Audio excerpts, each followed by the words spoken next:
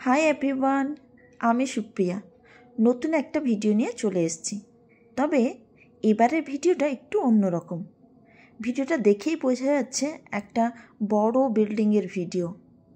Actually এটি হলো youth hostel হলদিয়া। হলদিয়া নামটা শুনেই বোঝা যাচ্ছে পূর্ব মেদিনীপুর জেলার অন্তর্গত হলদিয়ায় এই হস্টেলটি রয়েছে। হলদিয়া বন্দর স্টেশনের একেবারে কাছেই। এটি হলো সম্পূর্ণ গভর্নমেন্ট হোস্টেল। শুধুমাত্র লজিং অর্থাৎ থাকার ব্যবস্থা এখানে রয়েছে, তবে এখানে ফুডিংয়ের কোনো ব্যবস্থা নেই। কিন্তু বাইরের পরিবেশের কথা একটু বলে দিই। বাইরে হস্টেলটির বাইরে খুব সুন্দর গাছ লাগানো রয়েছে, যার ফলে হস্টেলটির সৌন্দর্য যেমন বাড়িয়েছে, তার সাথে সাথে তাজা অক্সিজেন সরবরাহের ক্ষেত্রেও কিন্তু সুপরিবাহী।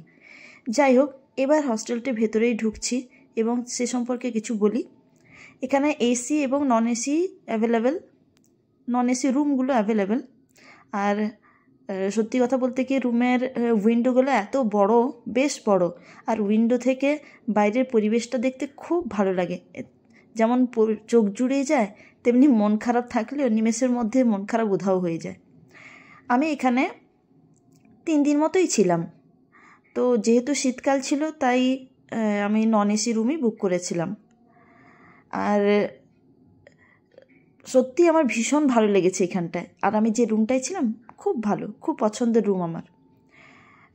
তো এবার বলি স্টাফদের কথা। স্টাফদের ব্যবহার সত্যিই খুব ভালো এবং খুব কোঅপারেটিভ। আমি তো ভীষণ হেল্প পেয়েছি ওনাদের কাছ থেকে।